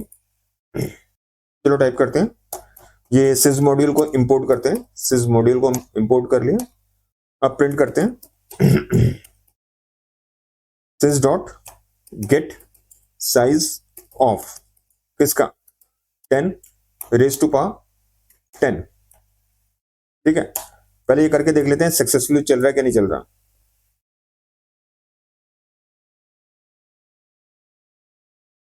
ठीक है जी। ये आ गया 32 बाइट्स, ये जो वैल्यू है बाइट्स में है, BYTES, ठीक है, बाइट्स में 32 बाइट्स, राइट। अब आगे 2 लाइनें और लिख लेते हैं, इसको कॉपी पेस्ट कर लेते हैं, लेकिन आप मत करना प्लीज, एक एक चीज टाइप करनी है आपको, ठीक है। इस वैल्यू को बढ़ाते हैं, इसको 100 करते हैं, ठीक है, इसको 1000 कर देते हैं, ठीक है। तो 3 हो गया, raise to power 10, raise to power 100, raise to power 1000, बहुत बड़ी वैल्यूज है। लेट्स सी, सेव किया और चलाया, देख रहे हो, पहली वैल्यू 32 बाइट्स, दूसरी 72 और दूसरा 468 बाइट्स, ठीक है। जितनी बड़ी वैल्यू उतने बाइट्स आपके इंक्रीज हो जाएंगे अकॉर्डिंगली, ठीक है जी। तो ये क्लियर है प्रोसेस, ठीक है। तो ये ठीक है, हमारा प्रोसेस क्लियर हो गया, सारा हमने देख लिया, गेट साइज ऑफ 10 देख लिया, 10,000 जितने भी थे हमने देख लिया, ठीक है। चलो अब आते हैं अगले कंसेप्ट पे, ये बहुत इंपॉर्टेंट कंसेप्ट है, इंटीजर कैशिंग, राइट, मैं मार्क कर देता हूं, इंटीजर कैशिंग। होता क्या है ये देखो, इंटीजर कैशिंग में कौन से वैल्यूज इंक्लूड होते हैं, -5 से लेकर 256, ठीक है। अब मैंने ये क्वेश्चन डाला हुआ है, what does -5 to 256 mean in Python. ये क्या होता है, पाइथन क्या करता है, जैसे आप प्रोग्राम चलाते हो तो ये क्या करता है, ये प्री क्रिएट कर लेता है, कैश कर लेता है इन इंटीजर्स को, राइट। -5 से 256 तो ऑलरेडी ये मेमोरी में आपके अवेलेबल है, प्री क्रिएटेड है ये ऑब्जेक्ट्स, क्योंकि वैल्यूज क्या होते हैं, ऑब्जेक्ट्स होते हैं, तो ये value objects already pre created होते हैं, आपको क्रिएट करने की कोई जरूरत नहीं है। राइट। कहने का क्या मतलब है, अगर आप लिख रहे हो ना a = 5, इसका कोई नया ऑब्जेक्ट नहीं बनेगा, क्यों, क्योंकि वो ऑब्जेक्ट ऑलरेडी बन चुका है, पाइथन ने उसको प्री क्रिएट कर चुका है जैसे आपने प्रोग्राम चलाया, ठीक है। तो ये ऑलरेडी अवेलेबल होंगे ये ऑब्जेक्ट्स, दोबारा से बनेंगे नहीं, चाहे आप a = 5 लिखो, a = 10 लिखो, a = 200 लिखो, नए ऑब्जेक्ट्स नहीं बनेंगे, क्यों, क्योंकि ऑलरेडी वो ऑब्जेक्ट्स मेमोरी में एलोकेटेड है, डुप्लीकेसी थोड़ी ना करनी है, ऑलरेडी अवेलेबल है, ये प्री कैश्ड है, प्री क्रिएटेड है ऑलरेडी, ठीक है। ये पाइथन करता है, ये प्रोसेस है उसका, ठीक है, हम इसको रोक नहीं सकते, ये एक कन्वेंशन है और ये फॉलो होती है, ठीक है। तो इसको क्या बोलते हैं, स्मॉल इंटीजर कैशिंग, राइट। इसको क्या बोलते हैं, स्मॉल इंटीजर कैशिंग, ये कंसेप्ट क्या है, स्मॉल इंटीजर कैशिंग। अब व्हाट इज इंटीजर कैशिंग, अब देखो दोबारा देखो, when Python starts it creates integer objects for, ये सारी जो रेंज है आपकी, ठीक है, ये सारी रेंज है -5 से लेकर 256 तक, स्टार्ट होगा -5 से और अंत होगा इसका 256 तक, तो इतने ऑब्जेक्ट्स आपके बन जाते हैं जैसे आप पाइथन प्रोग्राम चलाते हो, ठीक है। So these objects are reused everywhere in the program, ठीक है, क्रिएट नहीं होते बार बार, डुप्लीकेसी नहीं होती, क्योंकि पहले से ही जब आप पाइथन प्रोग्राम चलाते हो तो ऑलरेडी ये प्री क्रिएटेड होते हैं आपके लिए, आपका क्या काम है, सिर्फ इनको यूज करना, ठीक है। चलो अब ये एग्जांपल देख लेते हैं, ये डिक्लेरेशन है a = 100 और b = 100। अब होता क्या है, जैसे अभी हमने डिस्कस किया, ये जितने भी स्मॉल इंटीजर्स हैं -5 से लेकर 256 ऑलरेडी प्री क्रिएटेड होते हैं, मेमोरी में ऑलरेडी एलोकेटेड होते हैं, ये ऑब्जेक्ट्स बने हुए हैं, ठीक है। अब नॉर्मली होता है कि दूसरे प्रोग्राम्स में अगर आपने ये लिखा a = 10, ठीक है, b = 10, c = 10, d = 10, तो इसका मतलब क्या हुआ, जितने भी वैल्यूज आपने डिफाइन किए हैं अलग अलग लोकेशंस में पड़े पड़े दिखेंगे आपको, ठीक है। जो पहली वैल्यू 10 है एक लोकेशन पे होगी, दूसरी वैल्यू 10 जो आपने डिक्लेयर की है वो दूसरी लोकेशन पे, तीसरी लोकेशन पे, चौथी लोकेशन पे, ठीक है। तो कहने का मतलब क्या है कि जो सेम वैल्यू है अगर वो मल्टीपल टाइम्स अपीयर हो रही है आपके प्रोग्राम में डिक्लेरेशंस में, तो उतनी मेमोरी लोकेशंस उसके एलोकेट होंगे, भले वैल्यू सेम है, right, you are getting my point. तो इस उससे क्या हुआ, स्पेस वेस्टेज हुआ, right. Same value multiple locations पे स्टोर हो रही है, पाइथन में ऐसा नहीं है, प्री क्रिएटेड है, कैश्ड है वो, ठीक है। कहां कितनी, और उसकी जो प्री क्रिएटेड ऑब्जेक्ट वैल्यूज की क्या रेंज है, -5 से 256, ठीक है, ये याद रखना। अब आराम से इसको समझ में आ जाएगा। हमने यहां क्या किया, a = 100 किया, b = 100 किया। नॉर्मली क्या होता है दूसरे प्रोग्रामिंग लैंग्वेजेस में, 100 एक मेमोरी में एलोकेट होगा और दूसरे मेमोरी में कंटेनर भी होगा, उसमें भी वैल्यू 100 होगी, तो 100 वैल्यू दो लोकेशंस पे आ रहा है, यहां पे नहीं आएगा, यहां पे ऑलरेडी प्री क्रिएटेड है, एक पर्टिकुलर लोकेशन पे पड़ी है। अब जितने भी वेरिएबल्स आप डिफाइन करोगे वो सारे उसको रेफर करेंगे, उनके लिए अलग से मेमोरी एलोकेशन नहीं होगा, ये बेस्ट पार्ट है पाइथन का, ठीक है। बात समझ रहे हो कि वैल्यू 100 अगर 10 जगह पे आ रही है तो 10 एलोकेशंस नहीं होगी, क्यों नहीं होगी, क्योंकि ऑलरेडी वो प्री कैश्ड है, ऑलरेडी प्री क्रिएटेड है, मेमोरी में पड़ी हुई है, बस जितने वेरिएबल्स आप क्रिएट कर रहे हो उस वैल्यू के लिए, राइट, तो वो उस पर्टिकुलर स्टोर्ड वैल्यू को रेफर करेंगे, उनके लिए अलग एलोकेशन नहीं होगा। प्रैक्टिकली ना, अब ये जो हमने कंसेप्ट डिस्कस किया है इसको वेरीफाई करते हैं, जो कह रहा है कि Python does not create new objects again and again for these values, कौन से, जो pre created pre cached values है -5 से 256, ठीक है। चलो फिर आइडल में चलते हैं और वहां पे प्रोग्राम लिख के ये चीज वेरीफाई करते हैं। ठीक है, चलो। ठीक है, ये आइडल एनवायरनमेंट आ गया। अब मैं क्या करूंगा, अपने प्रोग्राम में 3 वेरिएबल्स डिक्लेयर करूंगा ताकि पूरा कंसेप्ट क्लियर हो जाए। और ए की वैल्यू 50 होगी, बी की वैल्यू भी 50 होगी और सी की वैल्यू भी 50 होगी। अब 50 कोई भी रैंडम वैल्यू है, आप चूज कर लो इस रेंज में -5 से 256। ठीक है, क्योंकि हमें ये वेरीफाई करना है कि अगर मैं अपने प्रोग्राम में 50 एलोकेट करने की कोशिश कर रहा हूं, क्या वो होगा। ठीक है, चलो। ए की वैल्यू 50, बी की वैल्यू 50 और सी की वैल्यू 50। ठीक है, प्रिंट करके देख लेते हैं कि एक्चुअली ए बी और सी 50 कंटेन कर रहे हैं कि नहीं कर रहे हैं। ठीक है, वेरीफाई कर लेना चाहिए। ठीक है, ये किया, control C control B control B. ठीक है, स्ट्रिंग में ए को बी से कर रिप्लेस कर दो, यहाँ पे ए को सी से कर दो, सॉरी सी से कर दो। वेरिएबल ए को बी से और इसको सी से। ठीक है जी, अब चलाओ इसको, सॉरी इसको वो अपने आप ही मांग रहा है सेव करने के लिए, SCR3 स्क्रिप्ट 3। ठीक है, अब इसको रन करो F5 से।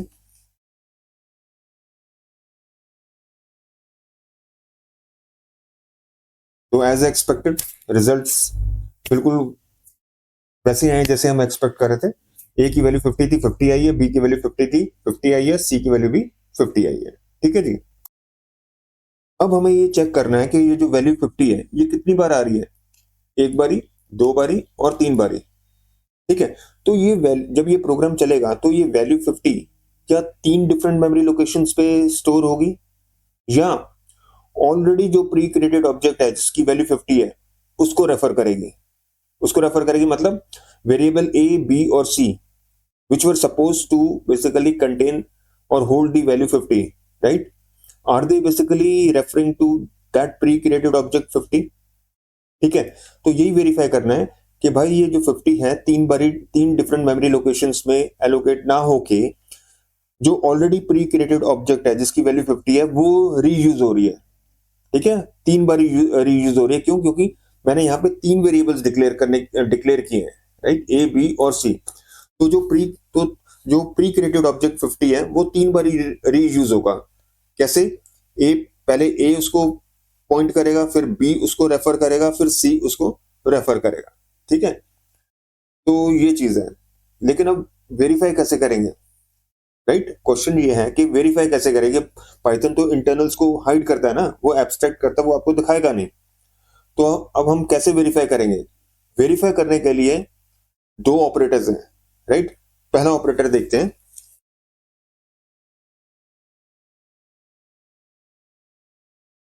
Is operator. ठीक है, इसका यूजेज इस तरह है, ए इज बी। ये क्या चेक करता है कि ये जो मेंशन वेरिएबल है, स्पेसिफाइड वेरिएबल्स ए और बी, क्या ये सेम ऑब्जेक्ट को रेफर करते हैं। ठीक है, क्या करता है, इसका पर्पस क्या है? It will basically check a and b refer to the same object, right? If yes it will return true, और अगर नहीं कर रहे रेफर तो फॉल्स। ठीक है, तो इसका मतलब ये भी हो जाएगा कि अगर तो, क्योंकि हमें ये प्रूव करना है कि ट्रू होना चाहिए, they refer to the same object. ठीक है, तो अब मैं इसको यूज करके आपको दिखाऊंगा कि आउटपुट ट्रू आएगा। ट्रू क्यों आएगा? क्योंकि पाइथन ये इंश्योर करता है कि 50 दोबारा एलोकेट नहीं होगा, pre created 50 will be used over and over again, right? तो ठीक है, चलो करके देखते हैं फिर। अब वो कैसे करेंगे? इस तरह प्रिंट स्टेटमेंट इस तरह बनानी पड़ेगी आपको, ए इज बी। ठीक है, इसको मैं कॉपी पेस्ट कर लूँ। प्लीज आप मत करना कॉपी पेस्ट, ठीक है? आप पूरी एक एक लाइन टाइप करना।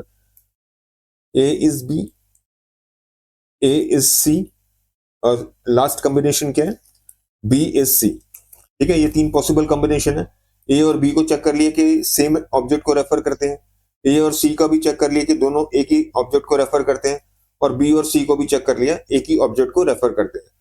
तो इसका फिर जो कंक्लूजन होगा, राइट, उसका मतलब है कि तीनों की तीनों ए बी सी तीनों के तीनों सेम ऑब्जेक्ट को रेफर कर रहे हैं जिसकी वैल्यू है 50, वो जो प्री क्रिएटेड है। ठीक है, दोबारा क्रिएट नहीं हुआ, प्री क्रिएटेड को ही रेफर कर रहे हैं, कोई नई क्रिएटेड वैल्यू को रेफर नहीं कर रहे हैं। ठीक है, चलिए अब क्या आउटपुट आएगा जब मैं चलाऊंगा। पहला जो पहला है ये वाला, ये तो देगा मेरे को 50-50-50, ठीक है। ये क्या देगा? ट्रू ट्रू ट्रू, ठीक है। चलो सेव किया, F5 किया, आगे रिजल्ट, ए की वैल्यू 50, बी की वैल्यू 50, सी की वैल्यू 50। अब ट्रू ट्रू ट्रू, इसका मतलब क्या हुआ? कंक्लूजन अब यही हुआ कि ए, बी और सी एक ही ऑब्जेक्ट को रेफर कर रहे हैं, एक ही ऑब्जेक्ट को पॉइंट कर रहे हैं, ठीक है। अब जैसे कि मैंने बोला था कि चलो ठीक है, इसने तो वैसे आपको ऊपर से पता लग गया, लेकिन अगर आप एक पक्की तरह पता करना चाहते हैं, राइट, उसके लिए फिर क्या होगा? एक और ऑपरेटर है, आईडी ऑपरेटर।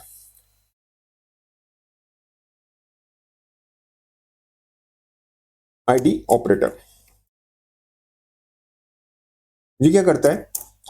ऑब्जेक्ट का जो यूनिक आईडी नंबर है वो रिटर्न करता है, राइट, वो पास करता है। ऑब्जेक्ट का यूनिक आईडी नंबर रिटर्न करेगा, आपको यूनिक आईडी नंबर ऑब्जेक्ट का, जो भी ऑब्जेक्ट इन क्वेश्चन है उसका देगा, ठीक है। अब ये ध्यान रखो, पाइथन में क्या कंसेप्ट है, हर ऑब्जेक्ट का एक यूनिक आईडी नंबर है, ठीक है। हर ऑब्जेक्ट का एक यूनिक आईडी नंबर है। जैसे कि हम, जैसे हमारा होता है, राइट, हम इंडियन सिटीजन है, हमारा क्या यूनिक, हमारी क्या मतलब पहचान है? आधार कार्ड, राइट, आधार कार्ड नंबर, ठीक है, वो यूनिक है। आधार कार्ड नंबर किसी दो इंडिविजुअल्स का, दो इंडियन सिटीजन का सेम नहीं हो सकता। पासपोर्ट नंबर है, ठीक है, वो भी यूनिक है, राइट, वो भी एक आईडी है, राइट। ठीक इसी तरह पाइथन ऑब्जेक्ट्स की भी एक आईडी होती है, ठीक है। क्योंकि दिक्कत क्या है कि उस किसी भी ऑब्जेक्ट को आप आइडेंटिफाई नहीं कर सकते उसके एक्चुअल मशीन एड्रेस से, मेमोरी एड्रेस से, ठीक है। क्यों? क्योंकि पाइथन हाइड करता है ये डिटेल्स, इंटरनल डिटेल्स, ठीक है। तो किसी भी ऑब्जेक्ट को अगर आपको आइडेंटिफाई करना है, राइट, मेमोरी एड्रेस से नहीं होगा, उसके उसके आईडी से होगा, जो क्या है एक्चुअली, वो क्या है, वो वर्चुअल मेमोरी एड्रेस है, ठीक है। आईडी आईडी जो है आपका बेसिकली एक वर्चुअल है, ठीक है, फिजिकल नहीं है, वर्चुअल वर्चुअल मेमोरी एड्रेस है, ठीक है, ये ध्यान रखना। क्या नहीं है? फिजिकल नहीं है, ठीक है, फिजिकल एड्रेस नहीं है उसका मेमोरी का, वर्चुअल है, ठीक है, वर्चुअल है, ठीक है, ये पॉइंट ध्यान रखना, ठीक है। और इसको यूजेज क्या है? ID A.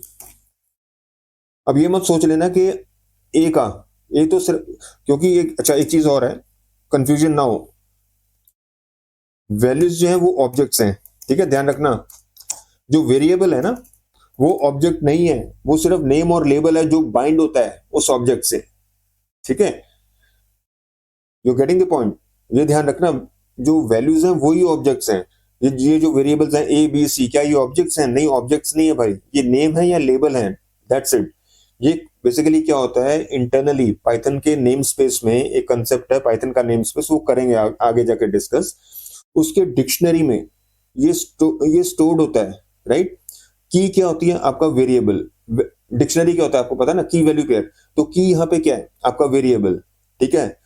और वैल्यू क्या है? उसका एक्चुअल एड्रेस, ठीक है। तो ये है कंसेप्ट, राइट। लेकिन जो एक्चुअल एड्रेस है वो हाइड हाइड किया गया है। तो हमारे हमारे मतलब हमारे पर्पस के लिए पाइथन हमें कैसे मतलब हेल्प करता है? By giving the ID, right. वो एक्चुअल एड्रेस नहीं देगा, हम, यही डिफरेंस है वर्चुअल और फिजिकल में, हमें वो वर्चुअल देगा, फिजिकल नहीं देगा, ठीक है। तो आईडी जो रिटर्न कर रहा है वो वर्चुअल मेमोरी एड्रेस रिटर्न कर रहा है, एक्चुअल नहीं कर रहा, ठीक है। तो अब ये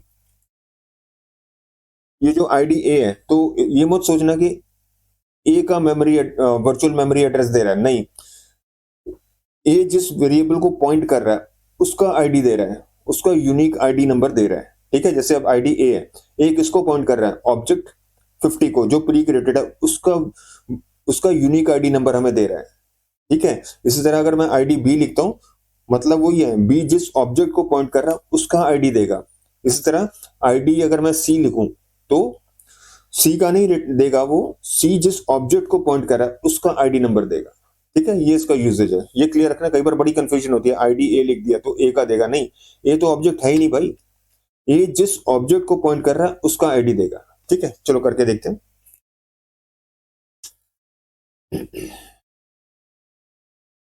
इसका कोड लिखते हैं, प्रिंट आईडी ऑफ ए, मतलब क्या हुआ, वेरिएबल ए जिस ऑब्जेक्ट को 50 को, ठीक है, प्री क्रिएटेड को पॉइंट करा, उसकी आईडी, उस ऑब्जेक्ट की आईडी रिटर्न करेगा, ठीक है।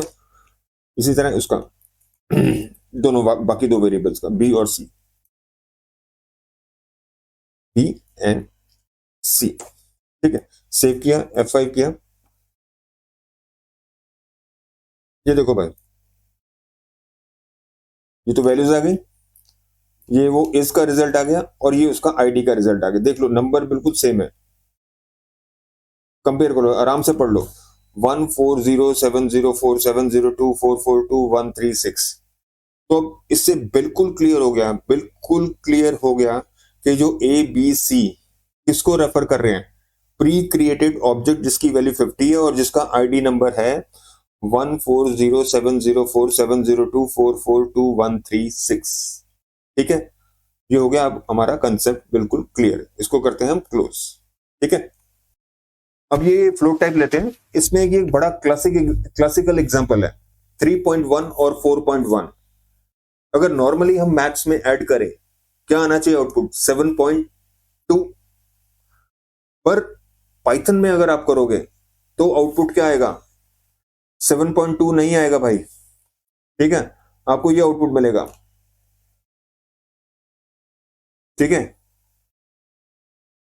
प्रिसिजन का लॉस हो रहा है यहाँ पे, देख रहे हो, अप्रोक्सीमेट वैल्यू आ रही है 199999। हाँ, अगर राउंडिंग करोगे तो डेफिनेटली यहाँ पे 2 आ जाएगा, पर पाइथन राउंड नहीं करेगा, ठीक है, 99.9% केसेस में नहीं करेगा, राइट। आपको वैल्यू ये मिलेगी, आपको वैल्यू ये नहीं मिलेगी। आइडियली आपको 7.2 मिलनी चाहिए, पर नहीं मिलेगी भाई। देख लेते हैं करके, प्रैक्टिकली मैं आपको दिखाता हूं करके, तो चीजें आपको ज्यादा समझ में आएंगी, ठीक है। चलते हैं आइडल में, तो एक नई फाइल क्रिएट करते हैं, फाइल, न्यू फाइल, ठीक है जी। इसको करते हैं सेव। कितनी बन गई हमारी, देखो 1 2 3 4 5 5, SCR 5 करना है, स्क्रिप्ट 5, ठीक है जी। अब करते हैं जैसे 3.1 करके दिखाता हूं मैं आपको, b इज इक्वल टू 4.1, ठीक है। प्रिंट करते हैं इसको, a इज इक्वल, सॉरी,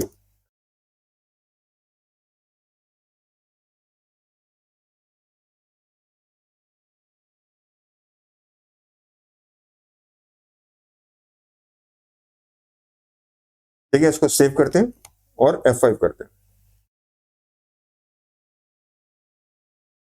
ठीक है जी। यहां तक तो ठीक है।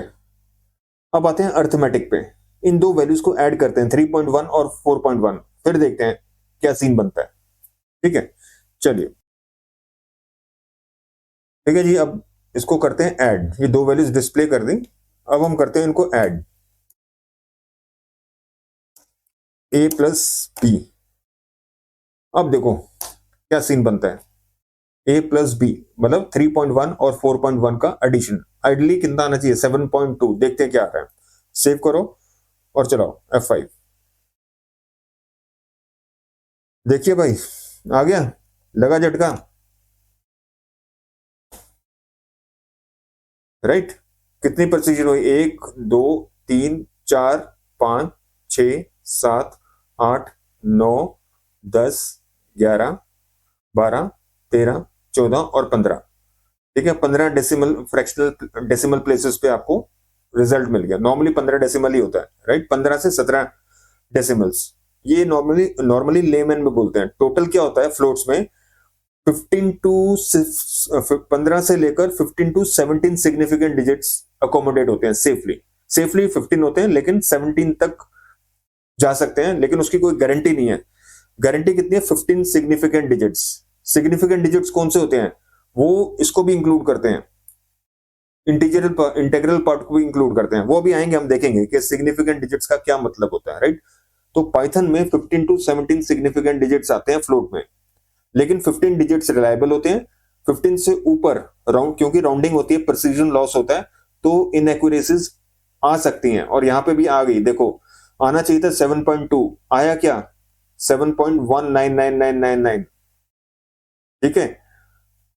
तो ये तो गड़बड़ लग रही है ना आपको, रियल टाइम सिनेरियो में ऐसा तो काम नहीं चलेगा भाई। अप्रोक्सीमेशन से हमें तो अगर 3.1 को ऐड कर रहे हैं 4.1 से, तो answer I need to get 7.2। ये वैल्यू तो मेरे लिए गार्बेज है ना, अप्रोक्सीमेशन से काम थोड़ा ना चलेगा यार। पर पाइथन ऐसे ही वर्क करती है, सी भी ऐसे वर्क करती है, जावा भी ऐसे वर्क करती है। एक स्टैंडर्ड होता है, वो सब फॉलो करते हैं, IEEE स्टैंडर्ड 74, ठीक है, वो स्टैंडर्ड फॉलो करते हैं। वो भी अभी शॉर्टली हम देखेंगे इसको, ठीक है, ताकि ये कंसेप्ट बिल्कुल क्लियर हो जाएगा। पर ग्राउंड सिचुएशन यही है कि आपको जब भी आप फ्रैक्शनल वैल्यूज को ऐड करोगे तो आउटपुट आपको बहुत ही सरप्राइजिंग मिलेगा, राइट। जरूरी नहीं कि ऐसे इसी में मिले, वो इसीलिए मिले, मैं आपको पहले बता देता हूँ, क्योंकि वैल्यूज जो स्टोर होती है ना इंटरनली 3.1, जो भी फ्रैक्शनल वैल्यूज हैं वो बाइनरी फॉर्मेट में होती है। अब होता क्या है कि जो आपका इंटीजर पार्ट है उसका तो प्रॉपर बाइनरी इंटरप्रिटेशन हो जाता है, रिप्रेजेंटेशन हो जाता है, लेकिन जो फ्रैक्शनल है उनका जो बाइनरी रिप्रेजेंटेशन कई बार इनफाइनाइट चला जाता है। जैसे .1 है, जैसे ये वैल्यू ना आपकी .1, टोटल वैल्यू क्या थी 3.1, ठीक है। 3 का तो बाइनरी रिप्रेजेंटेशन हो जाता है इंटरनली, कोई दिक्कत नहीं है। लेकिन जो डेसिमल वैल्यूज हैं वो या तो फाइनाइट रिप्रेजेंटेशन होता है या इनफाइनाइट भी जाता है। अब ये आउटपुट इसीलिए आया कि 0.1 का जो बाइनरी रिप्रेजेंटेशन है इंटरनली वो इनफाइनाइट है, ठीक है, वो है इनफाइनाइट। तो 3.1 का भी इनफाइनाइट है, तो प्रिसीजन लॉस हुआ। 4.1 का भी इनफाइनाइट है, प्रिसीजन लॉस हुआ। ऐड किया, वो भी वैल्यू का भी प्रिसीजन का लॉस होगा, ठीक है। एक तो 3.1 का प्रिसीजन लॉस हुआ, 4.1 का भी हुआ, एडिशन में जो वैल्यू है उसका भी लॉस हुआ। इसीलिए जो आउटपुट आया वो 7.2 के क्लोज आएगा, एग्जैक्टली 7.2 नहीं आएगा। आप कितना भी जोर लगा लो, कितनी भी कोशिश कर लो, you won't be able to get 7.2। Always you would be getting a value which is closer to 7.2। वो क्यों है? क्योंकि 0.1 जो डेसिमल वैल्यू 0.1 है उसका जो बाइनरी रिप्रेजेंटेशन है वो इनफाइनाइट है, फाइनाइट नहीं है। वो चलता जा रहा है, चलता जा रहा है, चलता जा रहा है। अब देखो ऐसा है, कोई इनफाइनाइट वैल्यू है, उसकी जितनी बढ़ेगी उतनी स्पेस बढ़ेगी ना। तो रैम में ऐसा नहीं होता, मतलब कि ठीक है, मैंने जैसे बोला कि इंटीजर वैल्यू को जितनी स्पेस चाहिए उतनी एलोकेशन हो जाता है, पर ये होता है जब फाइनाइट वैल्यूज के लिए। इनफाइनाइट वैल्यूज के लिए ये प्रोसेस फिर स्टॉप हो जाता है, उसको कुछ लिमिटेड स्पेस मिलती है, ठीक है। फ्लोट वैल्यूज को कितनी मिलती है? जैसे मैंने बताया 15 to 17 significant digits. Significant digits क्या होते हैं? जीरो को छोड़ के जितने भी डिजिट्स आएंगे वो सिग्निफिकेंट होते हैं, ठीक है, आपकी नॉलेज के लिए। चाहे वो आप काउंट करो इंटीजर से काउंट करो, चाहे फ्रैक्शनल से काउंट करो, ठीक है। जीरोस को छोड़ के जितने भी डिजिट्स है ना आपके, वो सारे सिग्निफिकेंट होते हैं, ठीक है। अभी आएंगे उस पर, ठीक है, अभी आएंगे, क्लियर हो जाएगा, ठीक है। तो बॉटम लाइन क्या है कि ये वैल्यू इसलिए आई कि इसके जो डेसिमल वैल्यूज हैं उनका जो इंटरनल बाइनरी रिप्रेजेंटेशन है वो इनफाइनाइट जा रहा है। 3.1 में 0.1 का भी इनफाइनाइट है, 4.1 में भी 0.1 का इनफाइनाइट है, ठीक है। इसलिए प्रिसीजन लॉस होते होते आपकी ये वैल्यू 7.1999 आई है, 7.2 नहीं आई है, ठीक है। तो देखो स्लाइड में देखो क्या कह रहे हैं हम। Since computers store decimal numbers in binary, ठीक है, बाइनरी में स्टोर करते हैं, तो क्या होता है, some decimal fractions can not be exactly be represented in binary. तो रिजल्ट क्या होता है? Loss of precision, slightly off होता है, इसीलिए ये वैल्यू ये आ रही है। यही मैंने आपको अभी समझाया था, ठीक है, डिटेल में। ये तो सिर्फ एक समरी टाइप हो गया ना, शॉर्ट आंसर हो गया, ठीक है। अब आ जाओ, what we as humans expect कि 3.1 और 4.1 का क्या आउटपुट आना चाहिए? 7.2 आना चाहिए, ये डेसिमल में, ठीक है। डेसिमल नंबरिंग सिस्टम में बेस 10 में ऑब्वियसली 7.2 आना चाहिए। लेकिन जो कंप्यूटर्स होते हैं वो डेसिमल सिस्टम, नंबरिंग सिस्टम नहीं फॉलो करते, वो बाइनरी फॉलो करते हैं, ठीक है। तो what the computers does not store numbers in decimal. Decimal मतलब आपके 0 से 9। डेसिमल नंबरिंग सिस्टम यही तो होता है, 10 नंबर्स फ्रॉम 0 to 9। बाइनरी होता है 0 to 1, राइट, 0 to 1। तो कंप्यूटर्स जो स्टोर करते हैं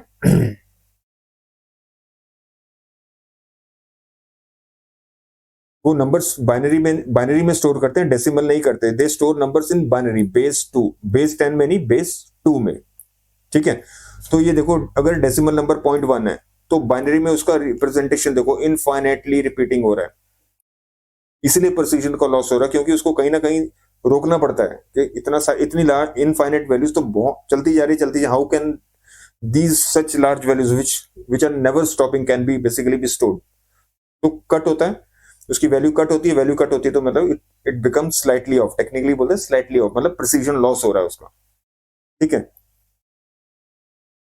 तो हो क्या रहा है, तो देखो ये आउटपुट है 3.1 is stored as an approximation, 4.1 is stored as an approximation and their sum is also stored as an approximation, इसीलिए 7.2 नहीं आ रहा, ठीक है।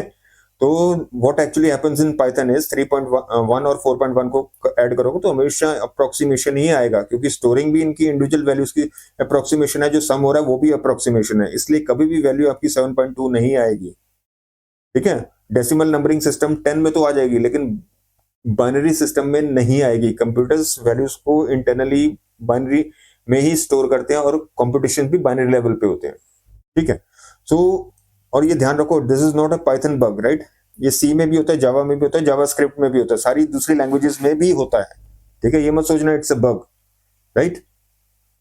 और प्लीज ये ध्यान रखना, कोई भी कितने भी वीडियोस देखे हैं, कोई भी ऑफलाइन कोर्सेज हैं, ये चीजें नहीं टेकअप करते हैं ये, क्योंकि इसको भी क्योंकि एक्चुअली क्या है कि उनको भी नहीं पता ये चीजें, ठीक है। सिंपली फ्लोट्स वैल्यूज ली, इंटीजर्स ली, दिखा दी और बात खत्म की। इतनी डिटेल में इंटरनल्स में कोई नहीं जाता भाई। मैं जा रहा हूं, आप समझ रहे हो बात, मैं पेन ले रहा हूं ताकि आपको कंप्लीट वर्किंग पता लगे, इंटरनल्स के बारे में भी पता लगे कि भाई चल कैसे रहा है, ये वैल्यू क्यों आ रही है। देख लेना कितने भी लेक्चर्स आपने देखे हो, कोई भी ये चीज डिस्कस नहीं करता 3.4 और 1.4 की वैल्यू ये आ रही है। बता दो अगर है तो मेरे को कमेंट करो, किसी ने ये चीज टेकअप की हो तो। पर फिर भी यार तुम लोग अप्रिशिएट नहीं कर रहे, देख नहीं रहे यार। चलो अब ये देखो ये हो क्यों रहा है, क्योंकि पाइथन ये स्टैंडर्ड यूज करता है, 754 double precision floating point format use करता है, ठीक है। इस पे ज्यादा नहीं जाएंगे डिटेल में, लेकिन जिनको ये पता है, साइंटिफिक नोटेशन पता है, वो समझ जाएंगे, ठीक है। मैं नहीं बताऊंगा क्योंकि ये कोर्स करिकुलम का पार्ट नहीं है, लेकिन फिर भी ये आपके नॉलेज में है कि ये सारी कहानी क्यों हो रही है, क्योंकि पाइथन ये यूज करता है IEEE 754 double precision floating point format use करता है। इसमें क्या होता है, 64 बिट्स तो होते ही हैं, ठीक है। और 64 बिट्स का भी क्या होता है, एक ब्रेकअप होता है, ठीक है। फाइनाइट स्टोरेज है, इनफाइनाइट फ्रैक्शंस नहीं स्टोर कर सकते, ठीक है। तो पाइथन क्या करता है, नियरेस्ट पॉसिबल वैल्यू को स्टोर करता है, नॉट दी एग्जैक्ट वन, ठीक है। आ जाओ उस पे। अच्छा एक चीज और है, अगर आप ये करके देखोगे ना, चेक करोगे, देखो ये मैंने क्या यूज किया, कंपैरिजन ऑपरेटर, ठीक है। 3.1 और 4.1 पाइथन में कभी भी 7.2 नहीं आएगा, तो इसकी वैल्यू क्या आएगी, हमेशा फॉल्स आएगी भाई, ठीक है। हमेशा फॉल्स आएगी, ट्रू नहीं आएगी, हमेशा फॉल्स आएगी, करके देख लेना, right. This surprises many students, right. और लेकिन अब आपको पता लग गया क्यों क्यों नहीं है 3.1 और 4.2, क्योंकि ये क्या है, 7.2 नहीं है, इसके एक ऐसी वैल्यू देता है जो which is nearer to 7.2 but not exactly 7.2, ठीक है। अब इसको कैसे हैंडल करोगे, लेकिन रियल टाइम सिनेरियो में तो भाई फंस जाओगे ना, तुम फंस जाओगे। तो उसके काफी सारे तरीके हैं, लेकिन दो मैं आपको बता देता हूं, दो तरीके मैं आपको बता देता हूं, ठीक है। एक तो है राउंडिंग, नंबर को राउंड कर दोगे तो आपका काम हो जाएगा। क्यों, क्योंकि वैल्यू क्या आ रही है आपकी 7.199999 इनफाइनाइट रिपीट हो रही है, ठीक है। अगर मैं इसको वन प्लेस पे राउंड कर दूं, यहां पे राउंड कर दूं, तो वैल्यू क्या होगी, क्योंकि ये जो वैल्यू है इसके बाद 5 या 5 से ऊपर है, तो ये 7.2 हो जाएगी और ये हमारा पर्पस सर्व हो जाएगा, ये वैल्यू एग्जैक्ट 7.2 आ जाएगी, राइट। तो इसीलिए ये मैंने राउंडिंग लगाया, राउंडिंग फंक्शन लगाया। तो क्या किया, ये जो एक्सप्रेशन है इसको डाल दिया और राउंडिंग इस पे एक डिजिट पे, मतलब यहाँ पे फर्स्ट फ्रैक्शनल डिजिट राउंडिंग हो रही है, 5 के बेसिस पे, 5 या 5 से। उसका मतलब क्या होता है, 1 का मतलब क्या होगा, ये जो पहला प्लेस है इसके बाद जो अगला प्लेस है, अगर ये वैल्यू 5 या 5 से अधिक है तो इसमें ये +1 हो जाएगा, नहीं तो as it is value will be kept, right. तो जैसे मान लो अगर यहाँ पे 7.12 होता, 3333, तो क्या होना था, राउंडिंग करके 7.1 ही होता, पर क्योंकि 1 के बाद 9 है तो इसलिए +1 हो जाएगा उस वैल्यू पे, 1 + 1 2 हो जाएगी, इसलिए 7.2 बन गया, ठीक है। और एक और तो दूसरा होता है जो प्रैक्टिकली हम यूज करते हैं, राइट। राउंडिंग भी यूज कर सकते हो आप, लेकिन मतलब एक बेटर वे है, प्रूव वे है कि डेसिमल मॉड्यूल आप यूज करो। डेसिमल मॉड्यूल में बिल्कुल ये चीजें, ये डिस्क्रिपेंसी आपकी हट जाएगी, राइट। एग्जैक्ट वैल्यूज मिलेंगी जैसे आप नॉर्मल डेसिमल नंबर से, डेसिमल बेस 10 नंबर पे आप ऑपरेट कर रहे हो, डेसिमल नंबरिंग सिस्टम पे आप काम कर रहे हो, बेस 10 पे काम कर रहे हो, बेस 2 पे नहीं, बेस 10 पे काम कर रहे हो। इसीलिए मॉड्यूल का नाम भी डेसिमल है। डेसिमल मतलब बेस 10 पे आपको रिजल्ट्स मिलेंगे, बेस 2 पे नहीं मिलेंगे, ठीक है। तो ये लिखा भी हुआ देखो।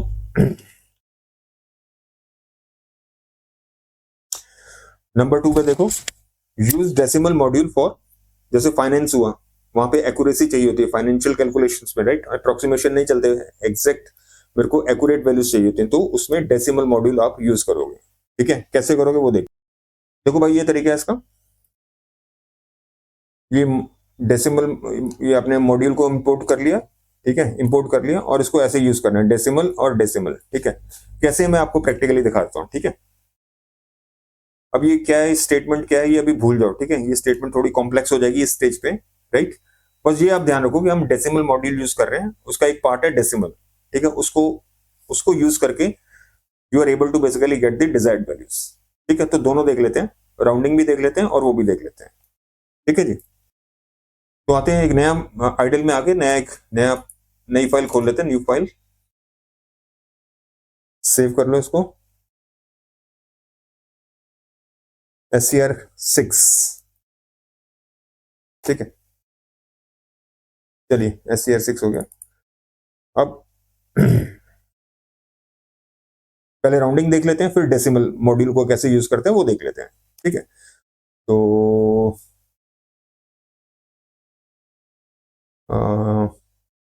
चलो, a इज इक्वल टू 3.1, एक दूसरा वेरिएबल डिक्लेयर कर देते हैं 4.1, ठीक है।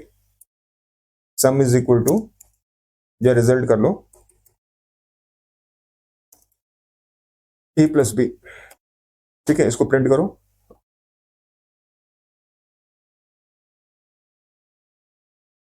ठीक है। अभी तो जो यूजुअल आउटपुट है वही आएगा आपको, ठीक है।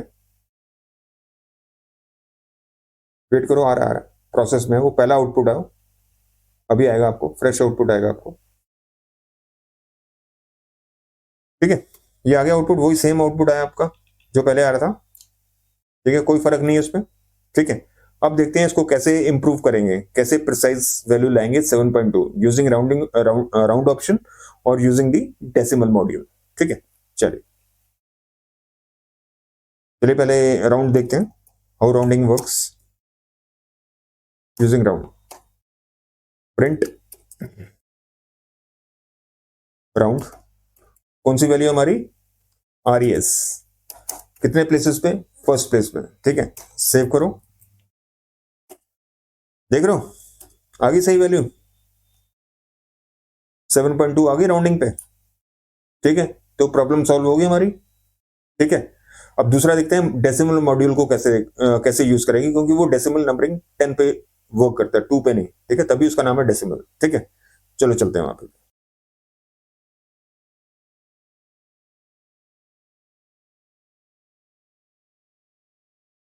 Using decimal module from decimal, import decimal, ठीक है। अभी स्टेटमेंट पे मत जाना, राइट। बस इतना समझ लो कि हम डेसिमल मॉड्यूल यूज कर रहे हैं, ठीक है। बस उसका यूजेज देखो कैसे करना है, बाकी जब हम मॉड्यूल्स पे आएंगे तो ये सारी स्टेटमेंट आपको समझ में आ जाएगी, फ्रॉम डेसिमल, इंपोर्ट डेसिमल, ये क्या चीज होती है, ठीक है। चलिए उसके लिए हमें क्या करना पड़ेगा,